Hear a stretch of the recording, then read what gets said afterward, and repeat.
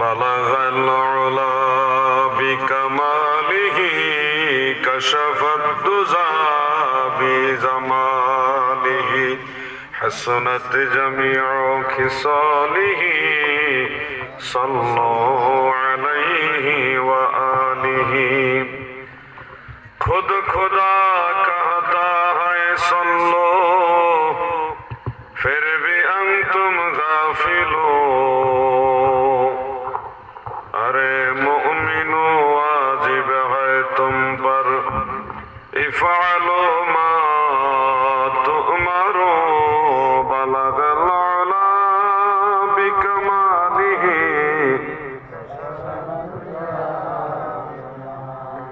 हसनत जमीउ खिसालिही सल्लु अलैहि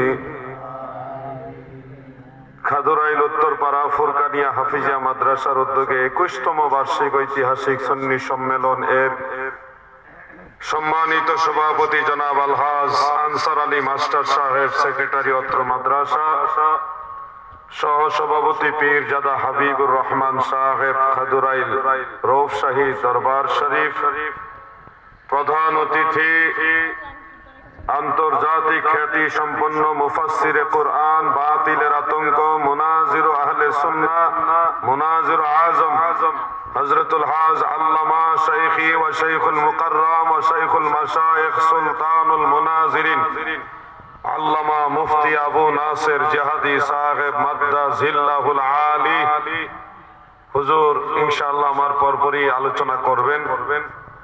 আলোচনা পেশ করে গেছেন প্রধান আকর্ষণ মুফাসসিরে কুরআন, মুজাহিদ আহলে সুন্নাহ, আলোড়ন সৃষ্টিকারী বক্তা হযরত মাওলানা মুফতি ইয়াকুব আলী সুন্নি আল কাদিরি বিজয়নগরী সাহেব, বারাকাল্লাহু ফি হায়াতিহি। আলোচনা করেছেন প্রধান বক্তা সুমধুর কণ্ঠের অধিকারী হযরত মাওলানা জহিরুল ইসলাম জাহিরি সাহেব, খতিব খাদুরাইল উত্তরপাড়া জামে মসজিদ। বিশেষ বক্তা হযরত মাওলানা হাফেজ মিজানুর রহমান সাহেব সহ আপনাদের এলাকায় একজন বিশেষ মেহমান হিসেবে উপস্থিত রয়েছেন সুদূর খুলনা ঝিনাইদহ থেকে আগত বিশিষ্ট আলেমে দ্বীন, সুমধুর কণ্ঠের অধিকারী হযরত মাওলানা মুফতি আসাদুজ্জামান জিহাদি সাহেব, বারাকাল্লাহু ফি হায়াতিহি ওয়া ইলমিহি। এছাড়া উপস্থিত নবী প্রেমিক, ওলি প্রেমিক, আশিক রাসূল, সুন্নি তরিকতপন্থী ভাইয়েরা, পর্দানিশীন মা ও বোনেরা, সকলের প্রতি আমার আন্তরিক অভিনন্দন ও মোবারকবাদ। আল্লাহ তাআলার শাহী দরবারে শুকরিয়া আদায়ার্থে আমরা সবাই বলি আলহামদুলিল্লাহ। পরম দয়ালু মেহেরবান আল্লাহ পাকের রহমতের দুয়ারে আরো শুকরিয়া আদায় করি যে দয়াল আল্লাহ আমাদের মতো নালায়েক, নাচিজ, যে অধম অযোগ্যদেরকে তিনার হাবিবের উম্মত হওয়ার সৌভাগ্য দান করেছেন। এই জন্য শুকরিয়া দান আরেকবার বলি আলহামদুলিল্লাহ। প্রিয় বন্ধুরা, বক্সের ভলিউমটা একটু বাড়ান সামান্য। ইন্তেজামিয়া কমিটির পক্ষ থেকে আলোচনার জন্য সুনির্দিষ্ট কোনো বিষয় দেওয়া হয়নি। সেই সুবাদে পবিত্র কোরআনের আলোকে, হাদিসের আলোকে আমি শানের রিসালাত নিয়ে কিছু কথা বলি, অর্থাৎ আল্লাহর নবীর সম্মান নিয়ে কিছু কথা বলার চেষ্টা করব ইনশাআল্লাহ। আমরা আমাদের নবীকে ভালোবাসি, নিঃসন্দেহে নবীজির ভালোবাসাটাই হলো ঈমান। ইমাম বুখারী রাহমাতুল্লাহ আলাইহি বুখারী শরীফের প্রথম খণ্ডের 7ম পৃষ্ঠার মধ্যে তরজমাতুল বাবে তিনি লিখেছেন বাবু হুব্বির রাসূলি মিনাল ঈমান, অনুচ্ছেদ রাসূলে পাকের মহব্বতই হলো ঈমান। সুবহানাল্লাহ। আমার পীর কেবলা জান হুজুর বলতেন, ঈমান ও মুহাব্বত আমার নবী মুস্তাফার গো, খাকে গলি মদিনার শতত বিছানা মোরো। মদিনার গলি, রাস্তাঘাটের ধুলাবালি, এটা আমার সবসময় বিছানা। এটাকে বলতে খাকে গলি মদিনার শতত বিছানা মোরো, বালাখানা হইল মোর গলি মদিনার গো। মদিনার যে অলি গলি রাস্তাঘাট এটাই আমার কাছে বাদশাহী বিছানা। সুবহানাল্লাহ বলেন। ঈমান ও মুহাব্বত আমার নবী মুস্তাফার গো। এমনিতে আমি আপনাকে ভালোবাসি, আপনি আমাকে ভালোবাসেন। এই ভালোবাসাটা একটা পর্যায়ে গিয়ে দেখা যায় নিজের জানের চেয়ে বেশি না, নিজের জানের চেয়ে বেশি না। হাদিসে মুস্তাফার মধ্যে উল্লেখ, হযরত ওমর ফারুক রাদিয়াল্লাহু আনহুকে আল্লাহ রাসূল জিজ্ঞাসা করছিলেন, হে ওমর, তুমি আমাকে কতটুকু ভালোবাসো? হযরত ওমর বলেন, আমি সব কিছুর চেয়ে আপনাকে বেশি ভালোবাসি, শুধুমাত্র আমার জানের চেয়ে বেশি নয়। ওমরের এই কথা শুনে আল্লাহ রাসূল বললেন, তুমি পরিপূর্ণ ঈমানদার হতে পারোনি, কারণ যতক্ষণ না আমাকে তোমার নিজের জানের চেয়ে বেশি ভালো না বাসবা ততক্ষণ পর্যন্ত ঈমানদার পরিপূর্ণ হইতে পারবা। হযরত ওমর ফারুক কিছুক্ষণ চুপ থেকে বললেন, ইয়া রাসূলুল্লাহ, এখন থেকে আমি আমার নিজের জানের চেয়েও বেশি আপনাকে ভালোবাসি। সুবহানাল্লাহ। কোরআনুল কারীমের মধ্যে আল্লাহ তাআলা বলেছেন, যারা পারেন আমার সাথে তেলাওয়াত করুন। আউযু বিল্লাহি মিনাশ শাইতানির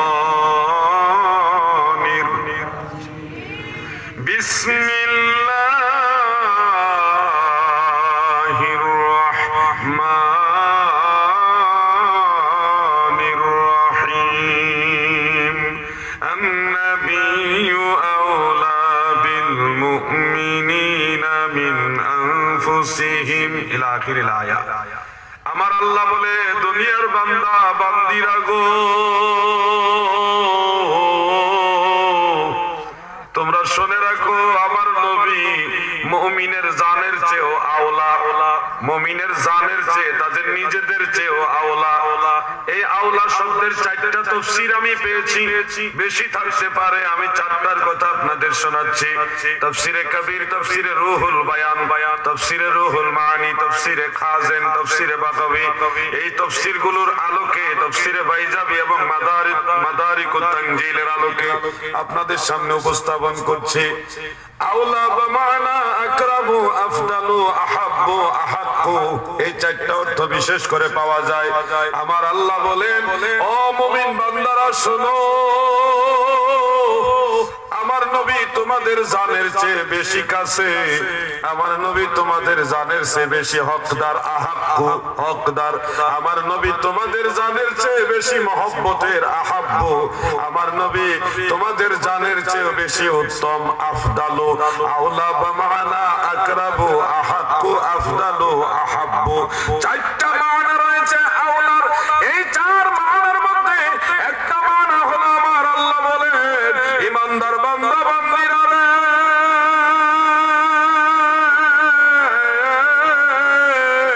তোমাদের জানের চেয়ে বেশি মহব্বতের জিনিস আমার নবী, তোমাদের জানের চেয়ে বেশি দামি জিনিস আমার নবী, তোমাদের জানের চেয়ে বেশি উত্তম জিনিস আমার নবী, তোমাদের জানের চেয়ে বেশি উত্তম এবং আফজল হলো মদিনাওয়ালা। ঈমান ও মুহাব্বত আমার নবী মুস্তাফার গো। খাকে গলি মদিনার শত বিছানা মোর, বালাখানা হইল মোর গলি মদিনার গো। ঈমান ও মুহাব্বত আমার নবী মুস্তাফার গো। আল্লাহুম্মা সাল্লি, মাশাআল্লাহ,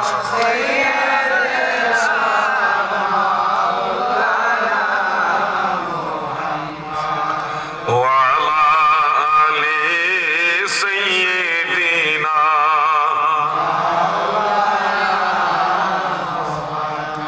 যেমন যাসে ইশকে নবী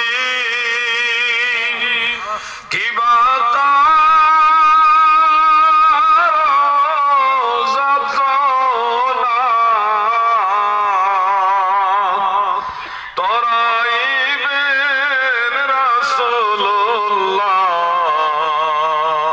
নাহি কোনো ভাবনা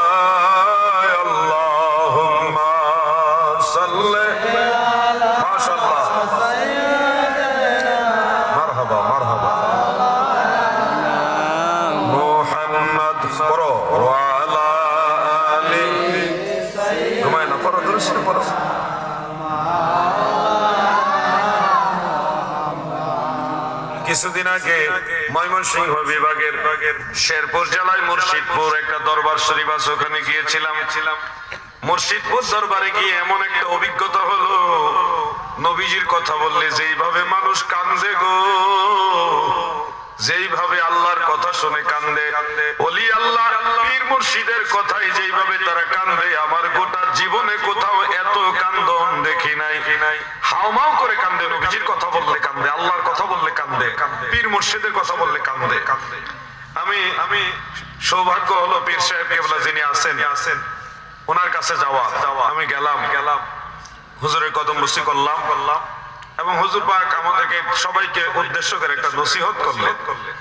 নসিহতটা হলো উহুদের যুদ্ধে আল্লাহ রাসূল সাল্লাল্লাহু আলাইহি সাল্লাম একটা পর্যায়ে, উহুদের যুদ্ধে একটা পর্যায়ে আল্লাহর হাবিব রাসূল পাক সাল্লাল্লাহু আলাইহি সাল্লামকে যখন কাফেররা শত শত তীর মারতেছে, একটার পর একটা শত শত বৃষ্টির মতো এসে তীর পড়তেছে, ওই সময় কয়েকজন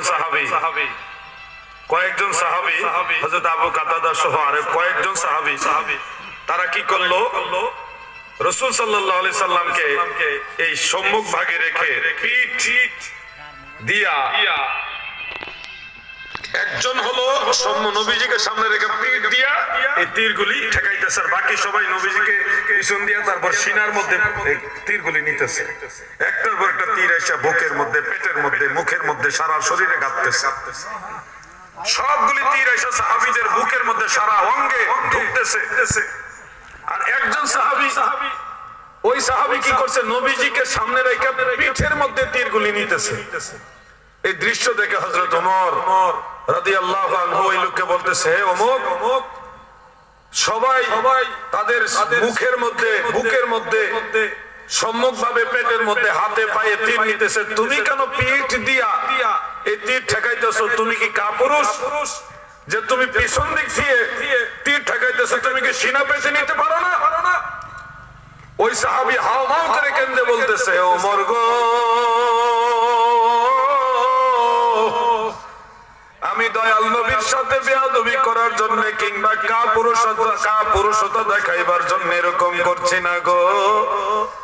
আমি আমার জীবনে কোনোদিন জেনে শুনে আল্লাহর হাবিবকে পিছনে দেই নাই। আজকে আমার দয়াল নবী সামনে আছে, জান যায় যাবে, কিন্তু আমি দয়াল নবীকে পিছন দিতে পারবো না। এটা আমার ব্যক্তিগত একটা আদব। দয়াল নবীর ভালোবাসা নিয়ে আমি নবীজিকে সামনে রাইখা যত লক্ষ তীর আছে সমস্ত তীর আমার পিঠের মধ্যে নিব।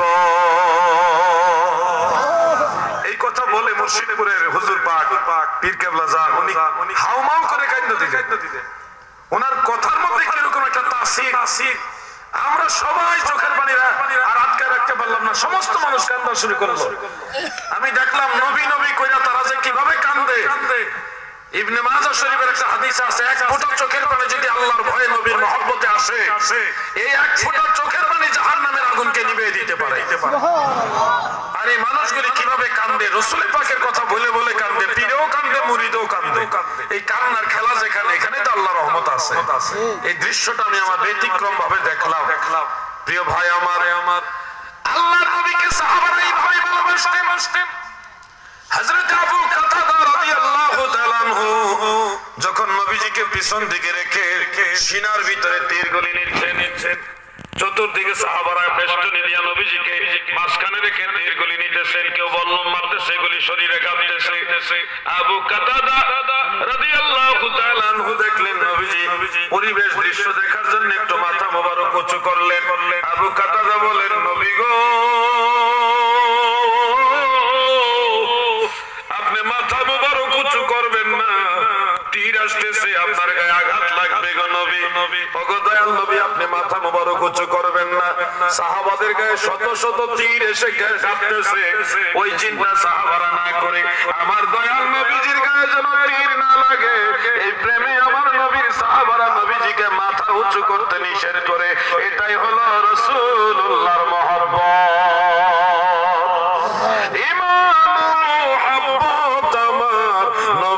মুস্তফার গো,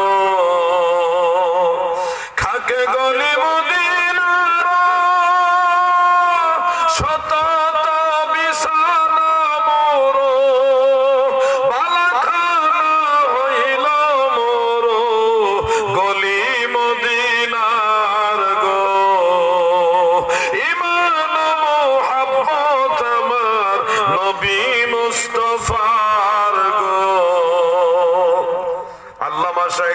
হক মুহাদ্দিস দেহলভী রাহমাতুল্লাহ আলাইহি মাদারুজুন নবুওয়াত কিতাবের মধ্যে উল্লেখ করেন তীর এসে পড়তে এক পর্যায়ে হযরতে কাতাদা আবু কাতাদা রাদিয়াল্লাহু আনহুর চোখের ভিতরে একটা তীর ঢুকে গেছে, সর্বাঙ্গে তীর।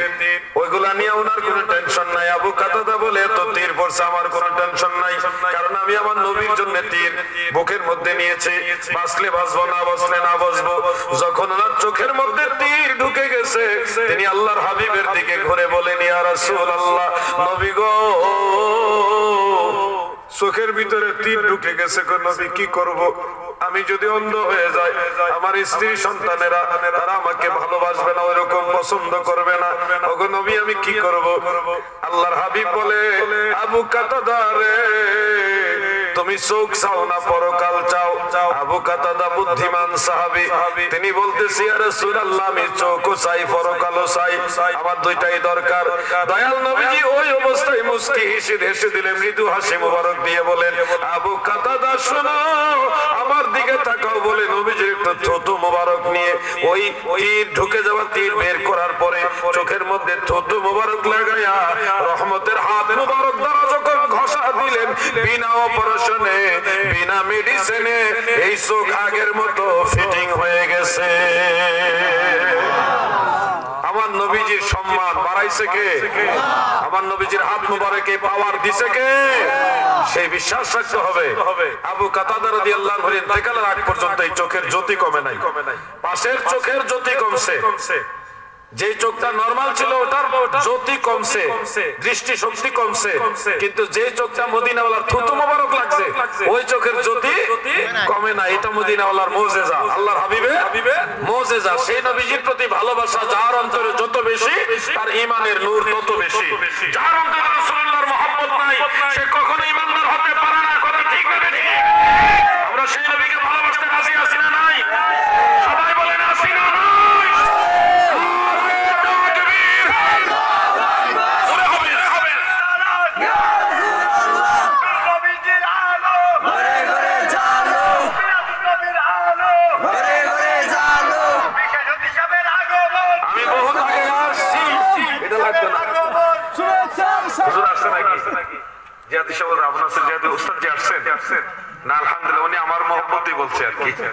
আমি আগে আসছি, সবাই মোটামুটি মহব্বত ভালো লাগছে না? তাকবীর দেওয়াতে তাকবীর দিলে ঈমানি জজবা বাড়ে। যারা বাইরে দাঁড়ায় আছেন, আমি আপনাদের বলবো না যে চলে যান, অথবা বলবো না যে দাঁড়ায় থাকেন না। আমি শুধু অনুরোধ করবো সম্ভব হলে ভিতরে এসে বসে। চলে যাওয়ার চেয়ে দাঁড়ায় থাকাই ভালো। আমার কথা হচ্ছে something is better then nothing. শামসুদ্দিনের বেড়ার ঘরে নাতিন। আপনারা দাঁড়ায় থাকলে ভালো, কিন্তু সম্ভব হলে মাহফিলের ভিতরে এসে বসেন। আমার একটা অনুরোধ আর কি। অনুরোধ করলে কি বেজার হইবেন নাকি?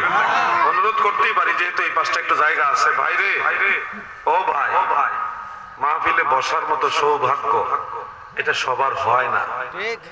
এখানে বসতে হলে আল্লাহ তাআলার একটা স্পেশাল মঞ্জুরি লাগবে। আল্লাহ যারা স্পেশাল চায় তারাই কিন্তু বসতে পারবে। আপনি মনে করেন না যে আপনি গায়ের জোরে বসে গেছেন, আপনার যে বেশি শক্তিশালী মানুষ এই মাহফিলে আসতে পারে না। আপনি টাকার জোরে আসেন নাই, আপনার চেয়ে অনেক বেশি টাকাওয়ালা মানুষও ওই মাহফিলে আসতে পারে না। আশেপাশে আছে তারা আসতে পারে না। আপনি এখানে আসছেন ঈমানের বলে, আল্লাহর দয়ায়। কার দয়ায়? নিঃসন্দেহে আল্লাহ আপনাদের এখানে আসার মতো সিলেকশন দিয়েছে, রহমত দ্বারা আপনাকে বাছাই করছে আসার জন্য। এজন্য মাহফিলে আসাটা একটা ভাগ্যের ব্যাপার। আমি বলছি না যে যারা আসে না তারা একবারই বাদ হয়ে গেছে না, তারাও হয়তো অন্য কোনো ব্যস্ততা আছে। যেহেতু এটা একটা বেশি নেকির কাজ, এটা অবশ্যই একটা খুশ নসিবের কাজ। সবাই আসতে পারবে না, আল্লাহ যাদের কবুল করে তারাই আসতে পারবে। সবাইকে আবারও আহ্বান করছি, মাঠ ভরে গেছে, একটু করে জায়গা পাইবেন না কিন্তু। আসেন আমরা একটু জিকির করি, লা ইলাহা ইল্লাল্লাহ। আমার বিচ্ছু বাহিনী ঠিক আছে? ইল্লাল্লাহ জোরে হবে, লা ইলাহা ইল্লাল্লাহ, লা ইলাহা ইল্লাল্লাহ। মাশরিকে মাগরিবি দিক বিদিক চলিল সে আলোর চিক, উড়িল নিশান তাওহীদের, উড়িল নিশান তাওহীদের পরন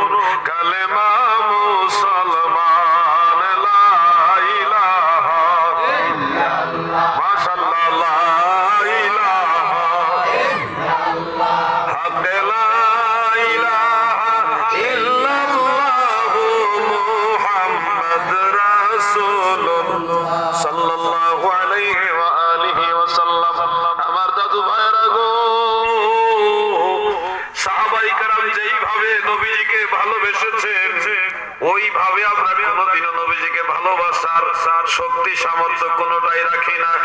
এই জন্য সাহাবীদেরকে আল্লাহ বাছাই কইরা নবীজির সাহাবী বানাইছে। ওনাদের মতো আমরা হইতে পারবো না বিদায় আল্লাহ আমাদের দেরিতে পাঠাইছে। সাহাবারা নিজেদের সব কিছুর ঊর্ধ্বে আল্লাহ রাসূলকে ভালোবেসেছে, নিজের জীবনের চিন্তা করে নাই। আল্লাহ রাসূল আমাদের দয়াল নবী রাহমাতুল লিল আলামিন হুজুরে পুরনূর সাল্লাল্লাহু আলাইহি ওয়াসাল্লাম যখন পর্দা করলেন, ইন্তেকাল শরীফ করলেন, নবীজি সশরীরে জিন্দা।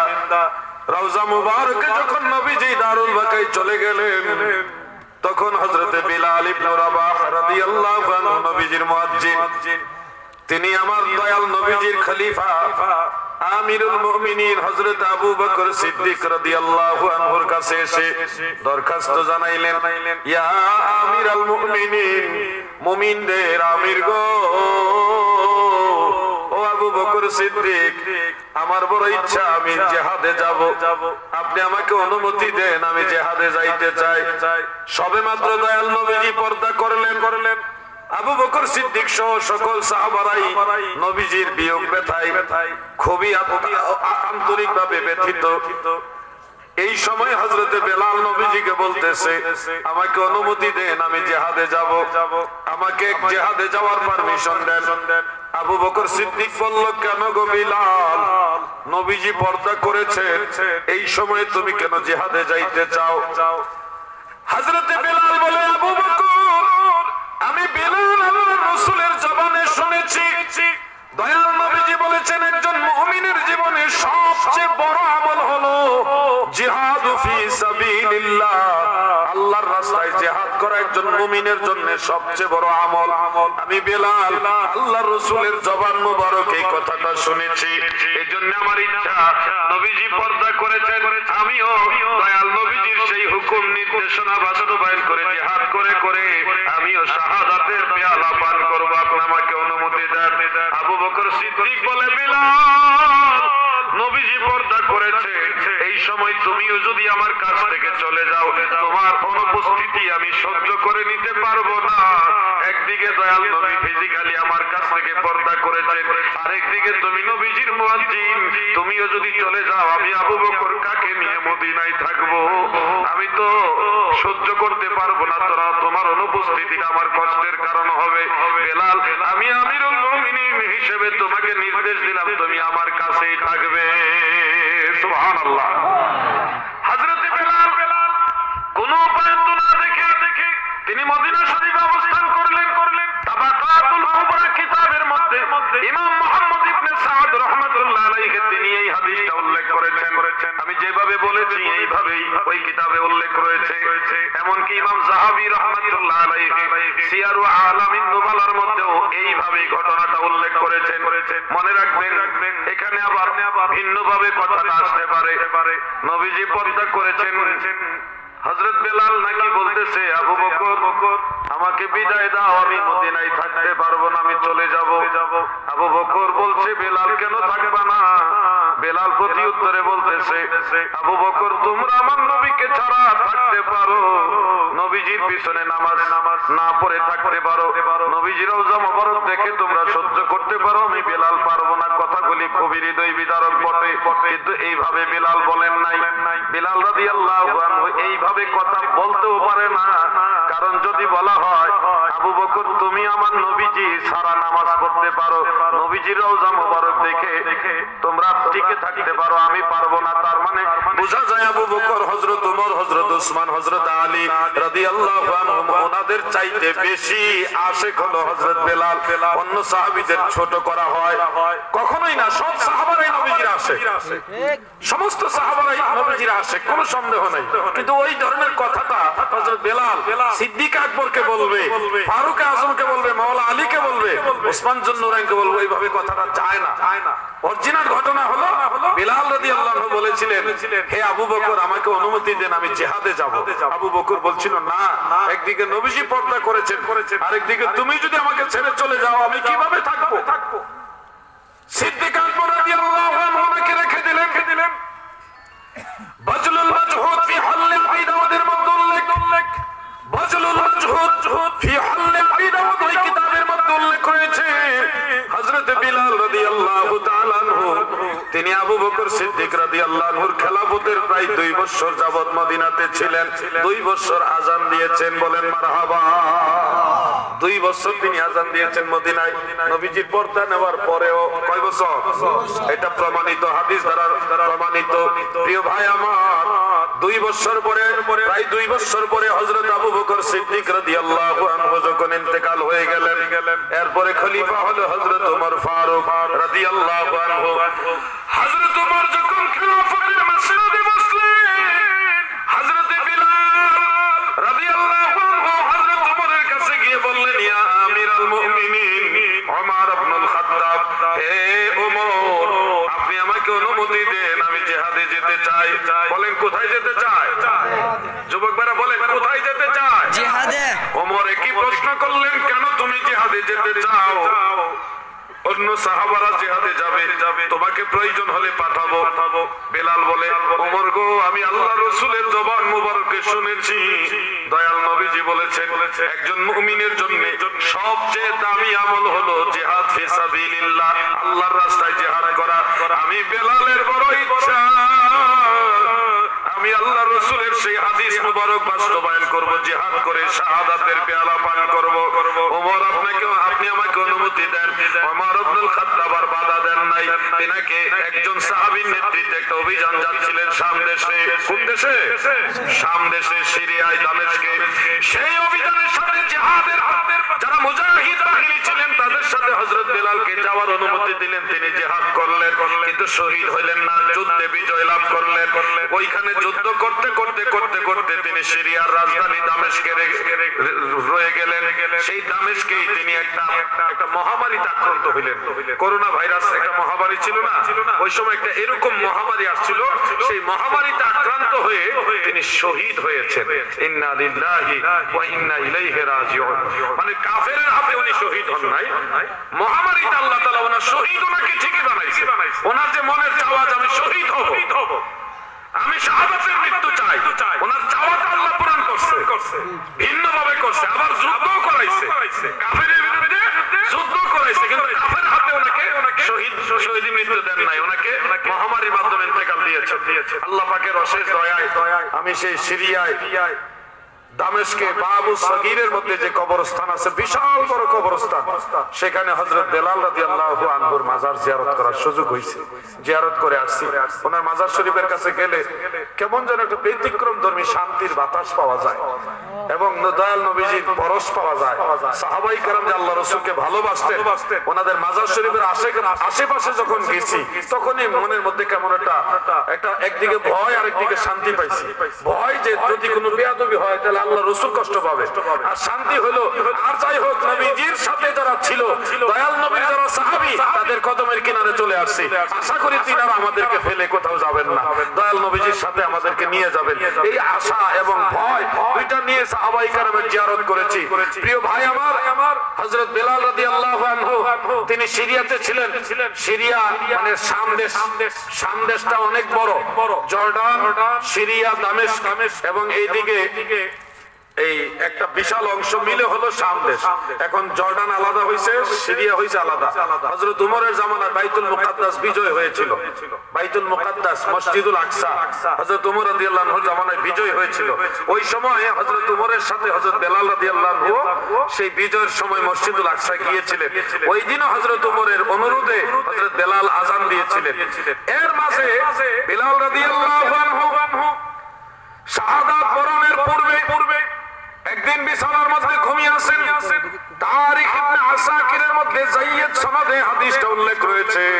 স্বপ্নের ভিতরে আল্লাহর হাবিব যাইয়া বিলালকে বললেন, বেলাল গো, মা হাযিহি যাফওয়াতু ইয়া বিলাল, এটা কেমন জুলুম করছো বিলাল আমার, এটা কেমন জুলুম করছো? এখন কি তোমার আমি রাসূলুল্লাহর জিয়ারতের সময় হয়নি, তুমি কি এখন আমার জিয়ারতে আসবে না? হযরত বিলালকে স্বপ্নে যুগে আল্লাহ রাসূল যে কথাগুলি বললেন, বিলাল রাদিয়াল্লাহু আনহু ঘুম ভাঙার পরে জাগ্রত হয়ে সাথে সাথে সিরিয়া থেকে শাম দেশ থেকে বাহনের উপরে উঠে হযরতে বিলাল রাদিয়াল্লাহু আনহু তিনি তাৎক্ষণিক মদিনা শরীফের উদ্দেশ্যে রওনা দিলেন। মদিনায় রওজা মুবারকের কিনারে এসে তিনি কপাল মুবারক ঘেঁষায় ঘেঁষায় কেঁদেছেন, আমার নবীজিকে সালাতু সালাম দিয়েছেন।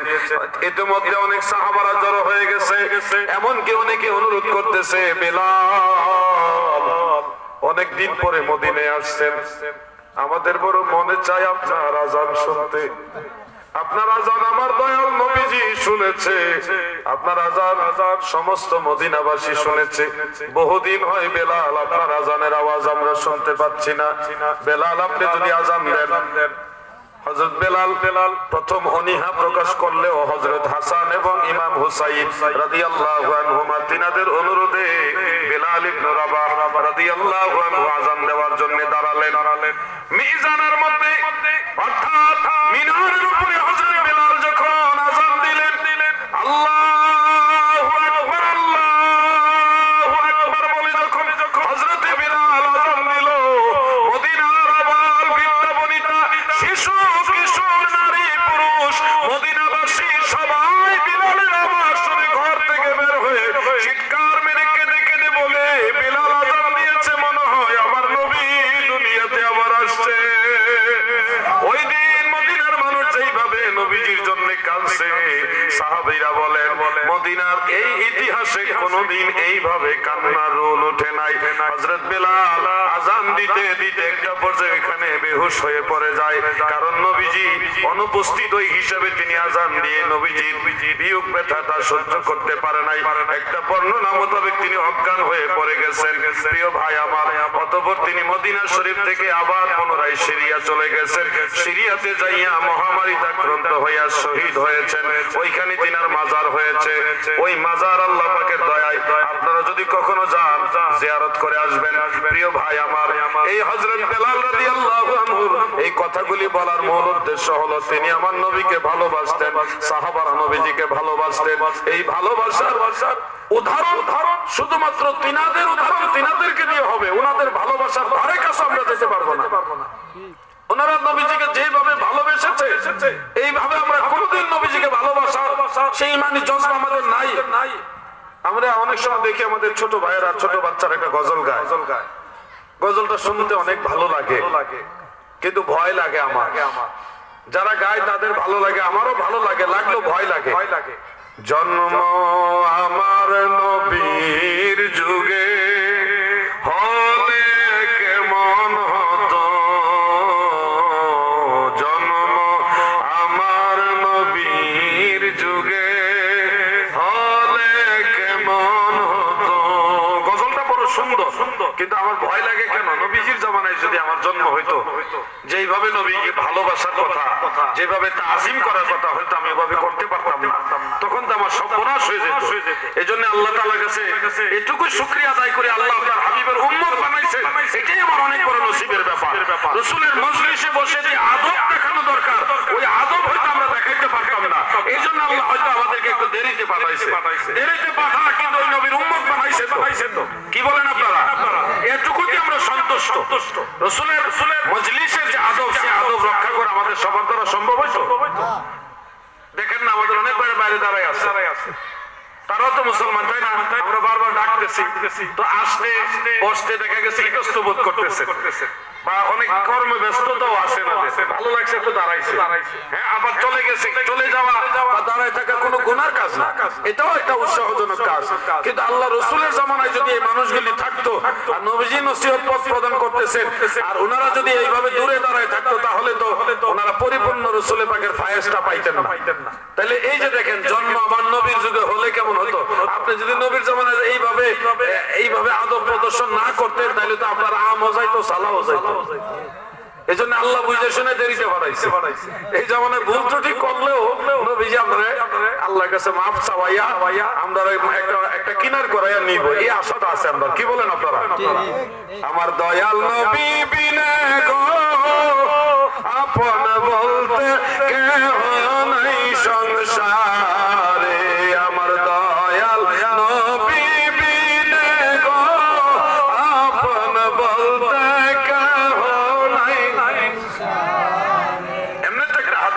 সবাই জানেন প্রতিদিন প্রত্যেক দিন আমরা যত আমল করি ফজর জোহর আসর মাগরিব এশা পাঁচ ওয়াক্ত নামাজের আশেপাশে আরো যত আমল করি ভালো আমল এবং বদ আমলও তো করেন অনেকে এই আমল নামাটা আল্লাহ তাআলা নবীর কাছে আগে পাঠায় আল্লাহ রাসূলের কাছে যখন আমল নামাটা যায় নবীজি তাকায় দেখে আমার উম্মতের আমল তো ভুল আছে ত্রুটি আছে অনেক গুনাহ আছে তখন আল্লাহ রাসূল মদিনার রওজা মুবারক থেকে আপনার আমার জন্য মাফ চায় আচ্ছা দেখেন ভুল করছেন আপনি মাফ চাইতেছেন নবীজি এমন দরদি কোথায় পাবেন গুনাহ করেন আপনি ক্ষমা চাই মদিনাওয়ালা এমন দরদি কোথায় পাবেন কবরে হাসরে মিজানে ফুলসিরাতে এমন কোন জায়গা নাই যেখানে আল্লাহর হাবিবকে আপনি পাবেন না হযরত আনাস রাদিয়াল্লাহু আনহু নবীজিকে প্রশ্ন করলেন ইয়া রাসূলুল্লাহ হাসরের ময়দানে আপনি আমারে শাফাআত করবেন নবীজির খাদেম হযরত আনাস ইবনে মালিক 10 বছরের খাদেম ওনারা তো এমনি জান্নাতি এরপর আমাদেরকে বুঝাইবার জন্য প্রশ্নটা করলেন ইয়া রাসূলুল্লাহ নবী গো হাসর ময়দানে আপনি আমারে শাফাআত করবেন নি নবীজি বলে হ্যাঁ আনাস আমি অবশ্যই তোমাকে শাফাআত করব হযরত আনাস বলে ইয়া রাসূলুল্লাহ নবী গো হাসরের ময়দান তো বিশাল বড় ময়দান এত বড় ময়দান আমি কোন জায়গায় আপনাকে তালাশ করব কোন জায়গায় গেলে আপনারে পাবো আল্লাহর রাসূল বলে আনাস রে তুমি আমাকে মিজানের পাল্লার কাছে গিয়া পাইবা হযরত আনাস বললেন ইয়া রাসূলুল্লাহ যদি মিজানের পাল্লায় আপনাকে তালাশ করে না পাই তাহলে কোথায় যাব আল্লাহর নবী বলে আনাস রে আমাকে ফুলসিরাতের কিনারে পাইবা হযরত আনাস বলে ইয়া রাসূলুল্লাহ ফুলসিরাতের কিনারে যদি আপনাকে তালাশ করে না পাই কোথায় যাইব আল্লাহর নবী বলে আমাকে হাউজে কাউসারের কিনারে পাইবা তবে আনাস তুমি জেনে রাখো এই যে মিজানের পাল্লা ফুলসিরাত হাউজে কাউসার এই তিনটা জায়গার কোন একটা জায়গা সম্পর্কে আমি রাসূলুল্লাহ গাফেল থাকবো না মানে এই তিনটা জায়গা আমি অল টাইম খেয়াল রাখবো আমার নবী গুনাহগারের দরদি সেই নবীর মহব্বতে একজন শায়ের একজন আশিক গজল গাইছে আশা করি আপনারা এটা পারেন না পারলে আমার সাথে গাইবেন আমার দয়াল নবী বিনে গো আপন বলতে কেহ নাই সংসারে আমার দয়াল নবী বিনে আপন বলতে কেহ নাই সংসারে যখন সাইরা যাইবা এই মায়ার দুনিয়া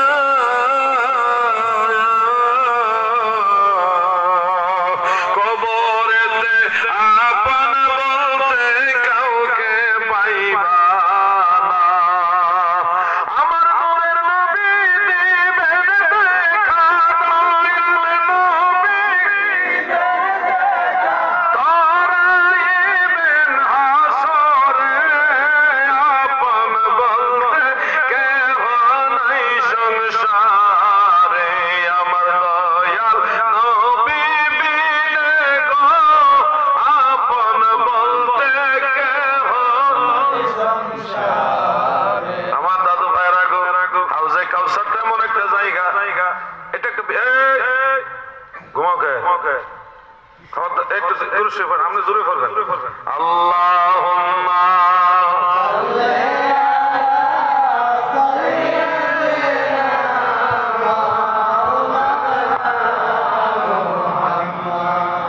وعلى آل سيدنا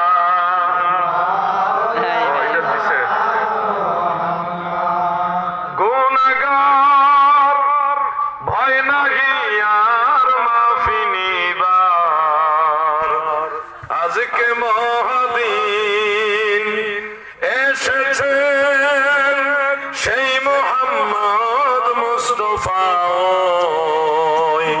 রাসূলে করিম গুনাহগার ভয় নাহি আর মাফি নিবার আজকে মহাদিন দুরূদ শরীফ পড়ুন আল্লাহুম্মা সাকালে কাছে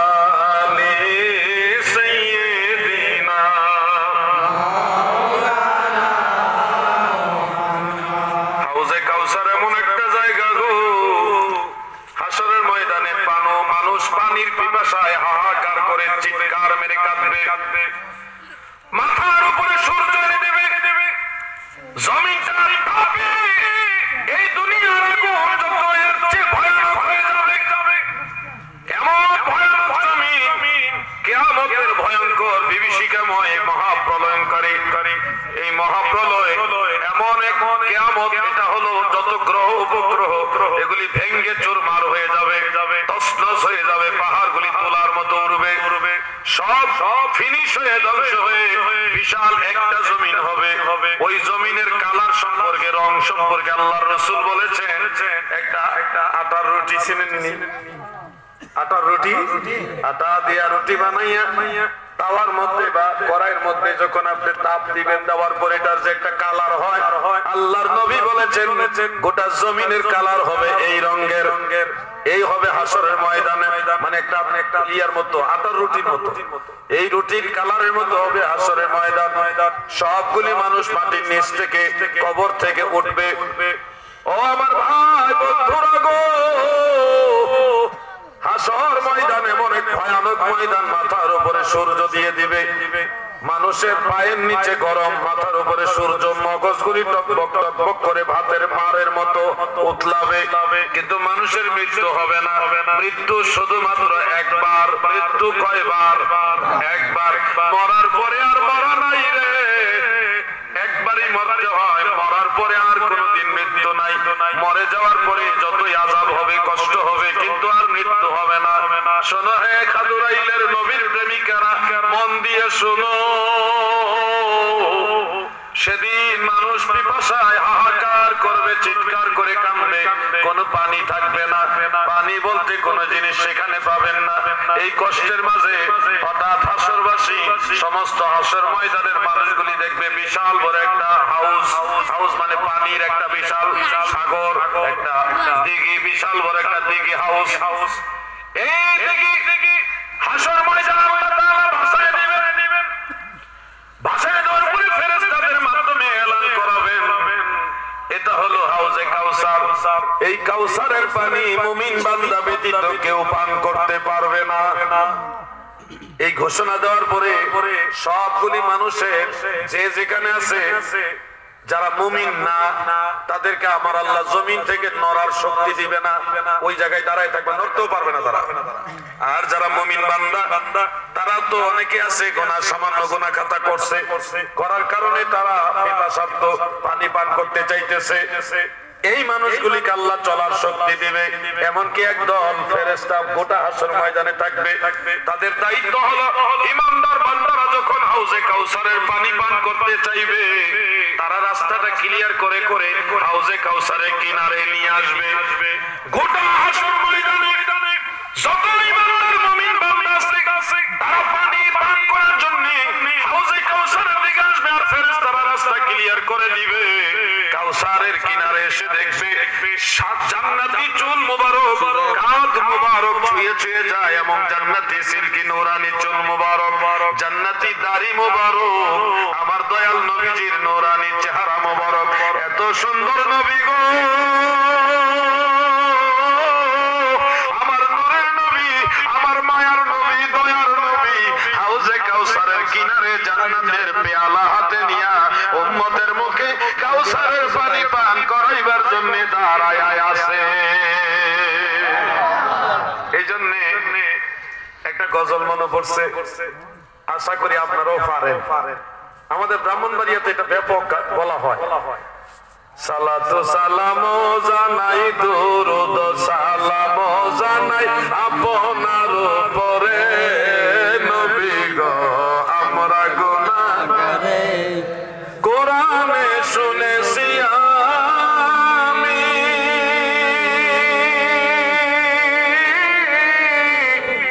ও নবী গুনাহগারের বান্ধব তুমিও, পিলায় কাউসারের পানি ময়দানে হাসরে, নবী পিলায় কাউসারের পানি ময়দানে হাসরে, নবী গো আমরা গুনাহগারে, বলুন সালাতু সালাম দুরূদ সালাম জানাই আপনার উপরে।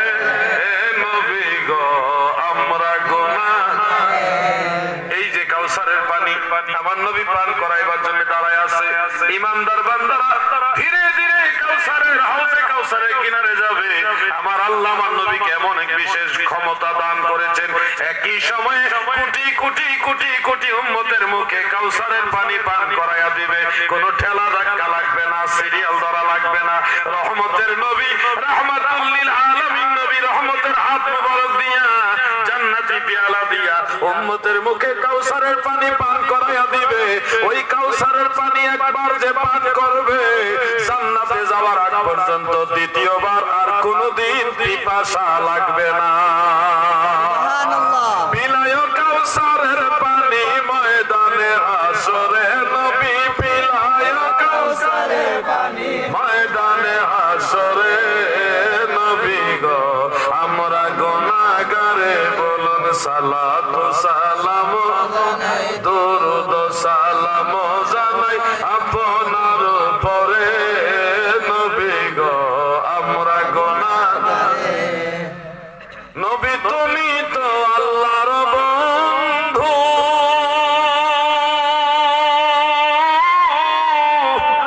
আমায় পার কইরা দাও ভব সিন্ধু।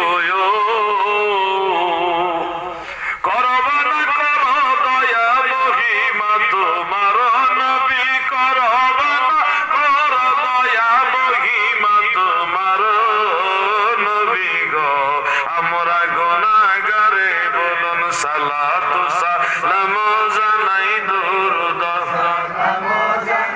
আপনার উপরে নবী গো।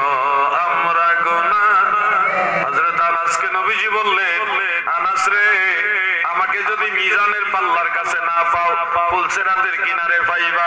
যদি ওইখানে না পাও, হাউজে কাউসারের কিনারে পাইবা। আনাস তুমি মনে রাখো, আমি রাসূলুল্লাহ আমার গুনাহগার উম্মতের জন্য এই তিনটা জায়গার সম্পর্কে এক মুহূর্তের জন্য গাফেল হব না। তিনটা জায়গা আমি ভালোভাবে খেয়াল রাখবো, আমার একজন উম্মতের জন্য জাহান্নামে না যায়। সুবহানাল্লাহ। প্রিয় ভাই আমার, বন্ধুরা আমার, আল্লাহর হাবিব আমাদের দয়াল নবী, কত দরদি নবী। এই নবীর প্রেম ভালোবাসা যারা বুঝেন না, অনুরোধ করে যাচ্ছি, সময় বেশি নাই রে। এই তো ছোট বাচ্চা ছিলেন, দিন গেল, বছর গেল, এখন বয়স হয়ে গেছে। এই যে মুরব্বী যারা আছে, তারাও একটা সময় যৌবনের উদ্দীপনা নিয়েছিল, এখন বয়স হয়ে গেছে, আগের মতো দৌড়াইতে পারে না, আগের মতো খাইতেও পারে না, শরীর দুর্বল হয়ে গেছে। জোয়ার শেষে ভাটা পড়ল, চিন্তা করল না রে মন, যাইতে হবে গোরস্থানে, আসিলেই তোমার সময়। মরণের আগে মরণ, কামেল পীরের চরণ ধরো, আল্লাহ আল্লাহ জিকির করো, কলব হবে উজালা। আল্লাহ আল্লাহ জিকির করো, কলব হবে উজালা। আল্লাহ আল্লাহ আল্লাহ আল্লাহ আল্লাহ আল্লাহ আল্লাহ আল্লাহ। দেখেন না, একটু সময় জিকির করেন। আল্লাহ আল্লাহ আল্লাহ আল্লাহ আল্লাহ আল্লাহ আল্লাহ। আমার ডুবলো বেলা দেখনার চাহিয়া, আল্লাহ আল্লাহ আল্লাহ আল্লাহ। বরাবরের ডাক পড়িলে, বরাবরের ডাক পড়িলে, আর হবে তুই কি লইয়া। আরে বরাবরের ডাক পড়িলে, বরাবরের ডাক পড়িলে, আর হবে তুই কি লইয়া। ডুবলো বেলা দেখনার চাহিয়া, আল্লাহ আল্লাহ আল্লাহ আল্লাহ আল্লাহ আল্লাহ।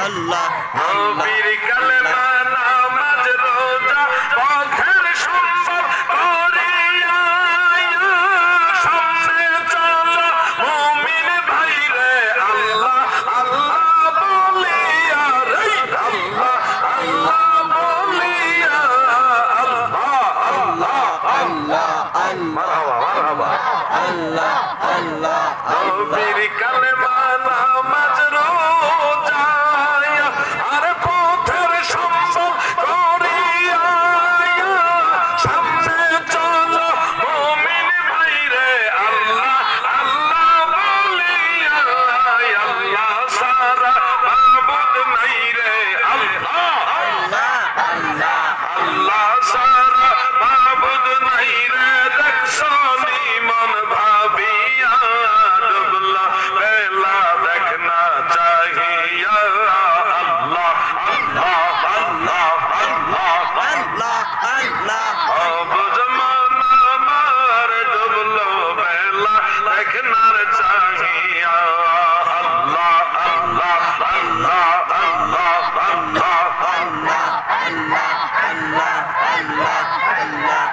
মাশাআল্লাহ মাশাআল্লাহ লা ইলাহা ইল্লাল্লাহ মুহাম্মাদুর রাসূলুল্লাহ সাল্লাল্লাহু আলাইহি ওয়াসাল্লাম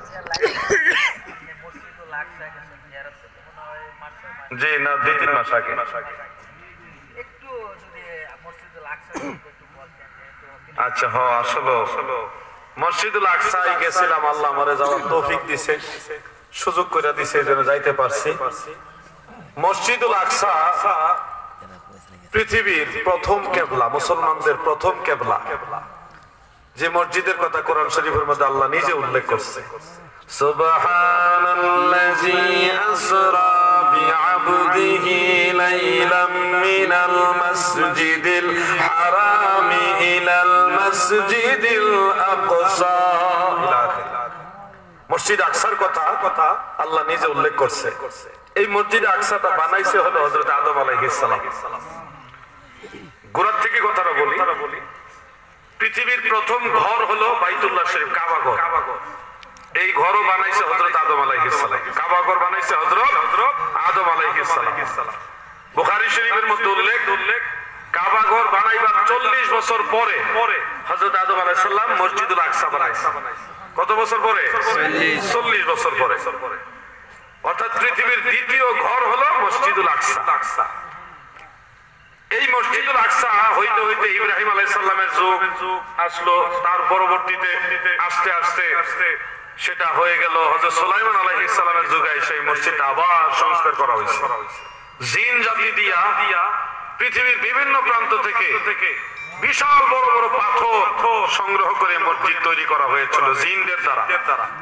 সুলাইমান আলাইহিস সালাম এমন একজন নবী ছিল যার কথা মানুষও মানত পশু পাখিরাও মানত জিনেরাও মানত তিনি আদেশ দিলে জিনেরাও ওনাকে মানত মনে রাখবেন সবকিছু অনুগত হয় আল্লাহর হুকুমে কার হুকুমে আল্লাহর হুকুমে মানুষ আমরা একটা ছোট্ট প্রাণী আমাদের অনুগত করে দিছে বিশাল বড় একটা গরুরে রশিটা ধরে রাখলে গরু আর আপনার লোকে তারিং বারিং করবো না আপনি যেদিকে এটা যাইতে থাকবে এদিকে আল্লাহ আপনার অনুগত করে দিছে এটাকে অথচ একটা গরু সে যদি আপনার ধাক্কা মারে তার কাছে আপনি কিছুই না বড় একটা গরু যদি ধাক্কা মারে আপনি কিছুই না একটা ঘোড়া একটা পাওয়ারফুল ঘোড়া সে কি দ্রুত গতিতে দৌড়াইতে পারে সেই ঘোড়া তার শক্তির কাছে আপনি কিছুই না কিন্তু তার রশিটা ধরে রাখলে তার উপরে বৈশা যেদিকে আপনি ইয়ে করবেন সে ওদিকে যাবে তাকে আপনার অনুগত করে দেওয়া হয়েছে অনুগত করে দিয়েছে কে আরেকটু সহজে যান হাতির উপর একটা মানুষ তার কানের কাছে যেমনি ইশারা দেয় হাতি ওইভাবে চলে এত বড় বিশাল দেহি হস্তি সেই হাতি একটা মানুষের অনুগত হয়ে যায় এটা হলো আল্লাহর দেওয়া একটা স্পেশাল নির্দেশ সুলাইমান আলাইহিস সালামের অনুগত করে দিয়েছেন আল্লাহ তাআলা জিন জাতিদেরকে তাদের মনের ভিতরে এমন একটা মেমোরি আল্লাহ সেটিং করে দিয়েছে যে সুলাইমান নবী যেটা বলবে এটা মানতে হবে এরকম একটা থিওরি তাদের ভিতরে আল্লাহ ঢুকাই দিয়েছে যার কারণে এত শক্তি থাকার পরেও জিন জাতিরা হযরত সুলাইমান আলাইহিস সালামের কথা মানছে সেই জিনরা সুলাইমান নবী নির্দেশে তিনার নির্দেশে বড় বড় পাথর আইনা বিশাল মসজিদ বানাইছিলেন মসজিদুল আকসাটা হলো ফিলিস্তিনের ভিতরে জেরুজালেমে পড়ছে। আমরা ঢুকছি হলো জর্ডান দিয়া, এবং মসজিদুল আকসাটা মূলত জর্ডানের কর্তৃত্বে চলে। শুধু মসজিদুল আকসাটা, বাকি সব ইসরায়েলের ইহুদিরা চালায়। তো জর্ডানের থেকে আমরা কাগজপত্র নিয়ে, পারমিশন যা নেওয়ার সবকিছু নিয়ে অনেক বাধা বিপত্তি, অনেক ধরনের আপত্তি, সবকিছুর পরে দীর্ঘ প্রতীক্ষার পরে আমরা ধীরে ধীরে মসজিদুল আকসার কাছাকাছি যখন গেলাম, দূর থেকে দেখা যায় মসজিদুল আকসার যে গোল্ডেন ডোম, যেটা সোনালী কালারের গম্বুজ, দূর থেকে দেখা যায়। ওই সময় আমরা জোরে জোরে তাকবীর পড়ছিলাম, আমাদের ভিতরে আলাদা একটা ফিলিংস কাজ করতেছে, আমরা মসজিদুল আকসায় চলে আসছি। আর সময়টা কি, যুদ্ধ যখন চলে ওই সময়, লাশের পরে লাশ পড়তেছে, ওই সময় গেছি। আমাদের মনের ভিতরে টেনশনই নাই যে ইহুদিরা গুলি করবে, মেরে ফেলবে, ওই টেনশনই নাই। আমাদের চিন্তা ছিল সবার মরলে মসজিদুল আকসায় গিয়ে মরে যাবো, ওইরকম চিন্তা নিয়ে গেছি। বাড়ি থেকে বিদায় নিয়ে গেছি যে আমি চলে যাচ্ছি, হায়াত থাকলে বেঁচে আসবো, নাইলে ওখানেই শাহাদাতের মৃত্যু নসিব হবে। ওই ধরনের সিদ্ধান্ত নিয়ে আমরা গেছি। ওখানে নেমে পায়ে হেঁটে অনেক দূর যেতে হয়, গাড়ি যেখানে, ওখান থেকে পায়ে হেঁটে অনেক দূর যেতে হয়। আর যে পাথরগুলি মানুষ হাঁটতে হাঁটতে, বিশাল প্রাচীন বড় বড় পাথর, ওই পাথর উপর মানুষ হাঁটতে হাঁটতে পায়ের ঘষায় ঘষায় পাথর পর্যন্ত ক্ষয় হয়ে গেছে। মানে এলাকাটা দেখলেই বোঝা যায় যেটা প্রাচীনতম এরিয়া, পৃথিবীর প্রাচীনতম এরিয়া এটা। এই পাথরগুলির দিকে তাকাইলো, চতুর্দিকে ঘরগুলি হলো পাথরের তৈরি ঘর, সব পাথরের ঘর। এগুলির দিকে তাকাইলে চিকন চিকন রাস্তা। আপনারা আজমির শরীফ গেছেন নি? আজমির শরীফ আপনারা কেউ জান নাই? আমাদের মুফতি আসাদ সাহেব গেছেন। আজমির শরীফের মধ্যে এরকম কিছু গলি গলি রাস্তা আছে, যারা ওইটা দেখছেন তাহলে ওইটার কিছুটা অনুমান হইতো আর কি। আমাদের বাংলাদেশে এরকম গলি রাস্তা নাই। এই গলি গলি রাস্তা আর পাথর ক্ষয় হয়ে গেছে, এগুলির দিকে তাকাইলে সমস্ত নবী রাসূলদের স্মৃতিচারণ হয়। কারণ হযরত আদম আলাইহিস সালাম থেকে আমাদের দয়াল নবী পর্যন্ত সমস্ত নবী রাসূলরা এই এলাকার মধ্যে বিচরণ করছে, এই মসজিদুল আকসার আশেপাশে বসবাস করছে, আসা যাওয়া করছে। আমাদের নবীজি মেরাজের রাতে মসজিদে হারাম থেকে মসজিদুল আকসায় গেছে, ওইখানে সব নবীদের নিয়ে নামাজ পড়াইছেন, ইমামতি করছে। আমরা যখন মসজিদুল আকসার গেটের কাছে গেলাম, বাইরের গেট, যেটা মেইন গেট, টোটালি 7টা গেট আছে, বড় বড় গেট। প্রত্যেকটা গেট ইহুদিরা ইসরায়েলি পুলিশ দিয়ে ঘেরাও করে রাখছে। আমরা কাগজপত্র শো করছি, সব বৈধ, সেই হিসাবে আমাদের আটকাইতে পারছে না। কিন্তু ফিলিস্তিনের যারা মুসলমান, তাদের মধ্যে যাদের বয়স 50 কিংবা তদূর্ধ্ব, 50-এর বেশি বয়স, তারাই শুধু মসজিদুল আকসায় ঢুকতে পারে। 50-এর নিচে যাদের বয়স, তারা মসজিদুল আকসায় ঢুকতে পারে না, নিষেধ। জোরাজুরি করলে ওইখানে গুলি করে মেরে ফেলে। গুলি করে মেরে ফেললে এটার জন্য কোনো বিচার নাই, কোনো জবাবদিহিতাও নাই। মুসলমান মারলে প্রমোশন হয় ওখানে। এমন অবস্থা যে কঠিন। আমরা মসজিদুল আকসায় ঢুকলাম চোখের পানি নিয়ে। ঢোকার পরে প্রত্যেকটা জিনিসটা আমাদের কাছে ওই সময়টা একটা ব্যতিক্রম সময়, আর ফিলিংসটাই আলাদা। পায়ে হেঁটে আমরা খালি পায়ে ঢুকলাম, ঢুকে প্রত্যেকটা জায়গা দেখলাম, জিয়ারত করলাম। মানে একটা বিষয় হলো, অমূল্য নিয়ামত যদি হঠাৎ করে কেউ পায়, অমূল্য নিয়ামত হঠাৎ করে পাইলে তার ভিতরে কিরকম একটা তাড়াহুড়া বা একটা বিরাজ করে, কোন জায়গাটা যাবে, কোন জায়গাটা কি করবে না করবে, একটা মানে তাড়াহুড়া বিরাজ করে। ওই সময়টা আমাদের এরকম ছিল, আমরা কি করব, কোন জায়গাটা ধরবো, কোন জায়গাটা চুমা খাইবো, কোন জায়গায় নামাজ পড়বো। মানে আমাদের ভিতরে এমন একটা, সবাই যেমন এরকম একটা উন্মাদনার মধ্যে পড়ে গেছিলাম। মসজিদুল আকসার এরিয়ার মধ্যে 2টা মসজিদ। আপনারা ছবির মধ্যে যে মসজিদটা দেখেন, সোনালী কালারের গম্বুজ, এটা কিন্তু অরিজিনালি মসজিদুল আকসা না। মসজিদুল আকসা হলো এটার বরাবর, ওইখান থেকে কিবলার দিকে, কাবার দিকে একটু সামনে, ধরেন এখান থেকে আপনাদের বিজয়নগর বাজার 14, আর একটু কম হবে, এত বেশি হবে না, আর একটু কম হবে। একটু দূরে হলো মসজিদুল আকসা, ওইটার গম্বুজ হলো কালো রঙের, উপরের গম্বুজটা হলো কালো রঙের। এবং এই মসজিদটা আয়তাকার, এইভাবে লম্বা, যেমন এই প্যান্ডেলটা দেখছেন না, এমনি লম্বা বেশি, এমনি একটু কম। এই মসজিদুল আকসাটা হলো এরকম আয়তাকার। এবং এই মসজিদের নিচের দিকে 3 তলা আছে। যে 3 তলা, মাটির নিচের দিকে 3 তলা, যে 3 তলা আমাদের বাংলাদেশের 7 তলার সমান, এত গভীর। আর বর্তমানে উঁচুতে যে মসজিদুল আকসা দেখা যাচ্ছে, এটা আসল মসজিদুল আকসা না। আসল মসজিদুল আকসা হলো 3 তলার নিচে। আমরা সিঁড়ি বেয়ে দিয়ে একেবারে গভীরে নামছি, যেটা অরিজিনাল মসজিদুল আকসা ওইখানে গেছে। যায় দেখলাম ওই যে নবী সুলাইমান আলাইহিস সালামের জমানায় খুঁটি, বড় বড় পিলার। ভাই বিশ্বাস করবেন কিনা জানি না, এই পিলার গুলো আমরা কয়েকজন মিলে এইভাবে ধরলে তারপর একটা খুঁটি বের আনা যায়। এত বড় বড় বড় পাথর, যেমনি ভাবে এইভাবে বড় তেমনি ভাবে উপর দিকে লম্বা। আমি তখন দাঁড়ায় চিন্তা করছি, আগের দিনের জিন গুলিও বড় মারাত্মক জিন আছিল, নাহলে এত বড় পাথর তারা আলগি দিল কেমনে? জিনের মতো জিন আছিল, ছোটখাটো আমরা বাঙালি সাইজের জিন না, এটি ফিলিস্তিনের সাইজের জিন আছিল আগের যুগে। নাহলে এত বড় পাথরটা আনলো কেমনে? এটা চিন্তার বিষয় না। আমি দাঁড়ায় গেলে চিন্তা করি জিনের আল্লাহ কেমন পাওয়ার দিছে। এই পাথর দিয়ে বড় বড় খুঁটিগুলি, এগুলি সংস্কার করে করে রাখা হয়েছে। এখন মসজিদটা মূলত ওই খুঁটিগুলির উপরে প্রতিষ্ঠিত না, এটার চতুর্দিকে আবার খুঁটি তৈরি করা হয়েছে। হ্যাঁ, কইতাছি, সিরিয়াল আইতাছে। মসজিদুল আকসার যে খুঁটিগুলোর চতুর্দিকে আলাদা আলাদা খুঁটি তৈরি করা হয়েছে নতুন পরবর্তীতে, ওই খুঁটিগুলির উপরেই হলো এখন বর্তমানে মসজিদুল আকসা দাঁড়ায় রয়েছে। পুরাতন খুঁটিগুলো জাস্ট তাবাররুকান, বরকতান এগুলি রাখা হয়েছে সংস্কার করে, যেন মুসলমানরা বরকত নিতে পারে, ইসলামের ইতিহাসটা যেন মানুষ বুঝতে পারে। এমনকি ইব্রাহিম আলাইহিস সালামের জামানায় যে খুঁটি, ওই খুঁটি পর্যন্ত এখনো আছে। এই মসজিদুল আকসায় যেই জায়গায় আল্লাহ রাসূল সাল্লাল্লাহু আলাইহি সাল্লাম মেরাজ রজনীতে গিয়ে ইমামতি করছে দাঁড়ায়া, ওই জায়গার উপর একটা গম্বুজ আছে, গম্বুজের বরাবর নিচে হলো আল্লাহ রাসূল সাল্লাল্লাহু আলাইহি ওয়াসাল্লাম দাঁড়ায় ইমামতি করছিলেন। সমস্ত নবীরা মুসল্লি হয়েছিল। সুবহানাল্লাহ। নবী তুমি ইমামুল আম্বিয়া,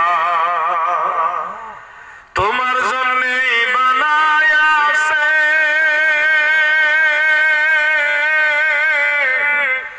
আমার আল্লাহ এই সারাটা দুনিয়া গো নবী। নবী তুমি ইমামুল আম্বিয়া, বলেন না, নবী তুমি রহমতের ভান্ডার নবী। আরে এই গজলগুলি আগের দিনে চলতো বেশি। আমি পুরান গজলটি যদ্দূর পারি গাই আর আপনারা কি বেজার হননি? আবার এখন নতুন নতুন গজল বাড়িছে, কিছু ভালো লাগে কিছু ভালো লাগে না, কিন্তু পুরান আমলের গজলটি কিন্তু মজা লাগে নাকি? তো যারা পারেন আমলকে টান দিয়ে রহমতের ভান্ডার নবী তুমি নূরের খনি, নবীদের নবী তুমি গো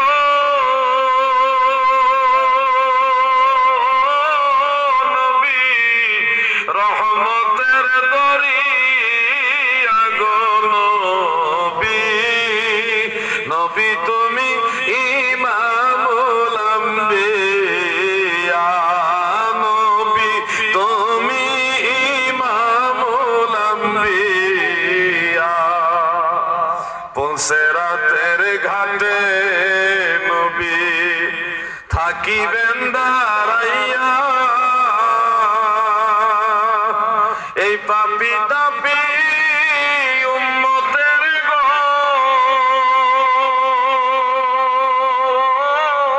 নবী, নিবানি তরায়া গো নবী।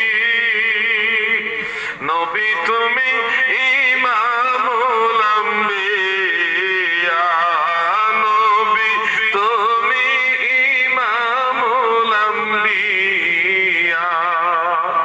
আমার দাদু ভাইরা যেই জায়গায় আল্লাহর হাবিব দাঁড়ায় নামাজ পড়েছেন, সমস্ত নবীদের ইমাম হয়ে দাঁড়িয়ে ইমামতি করেছেন। ওই জায়গাটা আমাদের উম্মতের জন্য, নবীর উম্মতের জন্য এখন নামাজ পড়ার সুযোগ করে দেওয়া আছে। সবাই গিয়ে ওখানে নামাজ আদায় করে সুযোগ পাইলাম আমরাও সেখানে দাঁড়ায়া বেশ অনেক রাকাত নামাজ পড়েছি। বারবার ফিলিস্তিনের মুসলমানদের জন্য দোয়া করেছি, বারবার দুনিয়ার মুসলমানদের জন্য দোয়া করেছি। ও আমার ভাই, এই জায়গায় নামাজ পড়ে এক এক নবীর এক এক স্মৃতি, এখানে স্মৃতির কোনো অভাব নাই। সুলাইমান নবীর একটা মেহরাব আছে, দাউদ নবীর আরেকটা মেহরাব, ইব্রাহিম নবীর আরেকটা মেহরাব, এক এক নবীর এক এক মেহরাব, ইমাম গাজ্জালির একটা মেহরাব, সুলতান সালাউদ্দিন আইয়ুবী রাহমাতুল্লাহ আলাইহির আরেকটা মেহরাব, হযরত ওমর ফারুক রাদিয়াল্লাহু আনহুর আরেকটা মেহরাব। আলাদা আলাদা মেহরাব আছে। ওনারা যেখানে নামাজ পড়তেন ওই জায়গাটা আলাদা করে মেহরাব বানায়া মানুষ স্মৃতি চারণ করার জন্য আলাদা চিহ্নিত করে রাখছে। প্রিয় ভাই আমার, এই মসজিদের একেবারে নিচের দিকে, একেবারে নিচতলায় বাম দিকে, কিবলার বাম দিকে যাইতে এমন একটা রুম পাইলাম, কক্ষ পাইলাম, মাটির নিচে পাথরের একটা রুম। ওই রুমের কাছাকাছি যখন গেলাম দেখি আলাদা ব্যতিক্রম একটা খুশবু পাওয়া যাচ্ছে। অর্থাৎ ইমানদার মুমিন বান্দারা সবাই বলাবলি করে এখানে জান্নাতের ঘ্রাণ পাওয়া যায়। আমরা সেখানে গেলাম, যতই কাছে যাইতেছি ততই আলাদা আলাদা একটা ঘ্রাণ পাইতেছি, একটা খুশবু, একটা সুগন্ধ আমরা আলাদা পাইতেছি। যাইতে দেখলাম ওই রুমটা হলো হযরতে ঈসা নবীর মা বিবি মারিয়াম আলাইহিস সালামের রুম। এই রুমের মধ্যে তিনি বসবাস করতেন। তিনি মসজিদুল আকসার খাদেমা ছিলেন, মসজিদুল আকসার খেদমতগার ছিলেন। উনি জন্ম হওয়ার আগে ওনার মা নিয়ত করেছিলেন, আল্লাহ সন্তান দাও, সন্তান যেটা দিবা এটা মসজিদুল আকসার খেদমতের জন্য আমি দিয়ে দিব, মান্নত করলাম। সন্তান আল্লাহ দিয়েছে, কিন্তু মেয়ে সন্তান দিয়েছে। তারপরে মেয়ে সন্তান দেওয়া পরেও মা জননী মসজিদুল আকসার খেদমতে মেয়েকে দিয়ে দিয়েছে। হযরতে নবী জাকারিয়া আলাইহিস সালাম সেই মান্নত কবুল করে বলেছেন একটু বয়স হলে দিও। তারপরে বয়সের পরে দিলেন। উনি সারা জীবনে মসজিদুল আকসার খেদমত করেছেন। বিবি মারিয়াম আলাইহিস সালাম তিনি এই রুমে বসবাস করতেন। এমনকি ওই রুমের মধ্যে একটা জানালা আছে। ওই জানালা মানে এটা ইয়ার কি জানালা সিস্টেমের একটা জায়গা। এই জায়গাটার মধ্যে অমৌসুমী ফল, যেই মৌসুমে যেই ফল নাই, এই বেমৌসুমী ফল আল্লাহ তাআলা ওনার জন্য এই জানালার মধ্যে ফেরেশতার মাধ্যমে পাঠাইতেন। তিনি এই খাবার খাইতেন এবং ওখানে আল্লাহর বন্দেগী করতেন। ওনার ঘরটা ওই রুমের আশেপাশে গেলে আপনারা যদি আল্লাহ কখনো তৌফিক দিয়ে চাইয়া দেখবেন, বেশি টাকা পয়সা লাগে না। হজ করতে তো অনেক টাকা লাগে, হজের টাকার প্রায় অর্ধেক টাকা লাগে। 4 লাখ টাকা হইলে আপনি সুন্দর ঘুরে আসতে পারবেন। 4 লাখ টাকা হইলে খরচপাতি করে ঘুরে আসতে পারবে। তো ওইখানে